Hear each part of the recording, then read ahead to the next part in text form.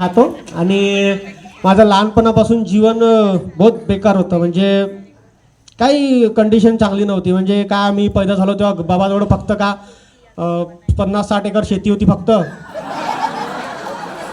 हां, आणि का ते बँकमध्ये 10-15 लाखाची एफ डी होती. म्हणजे बहुत बेकार. आता तुमच्या जवळ मोबाईल तरी आले आहे का नाही. माझ्याकडे नव्हता, मला लॅपटॉप दिला डायरेक्ट बाबानं. हो, म्हणजे बहुत बेकार. असं शाळेत तुम्ही सायकलनं जात असाल, पोरं शाळेत जात होते सायकलनं. माझ्यासाठी हुंडाईची गाडी होती, ते शाळेत सोडून देत होती मला. खायसाठी तुम्ही वरण भात बड्या चांगलं जेवण खात असाल, मी का काजूची भाजी. काय कधी कधी ते काय म्हणते त्याले कलाकन, हे का खाणं आहे का रे.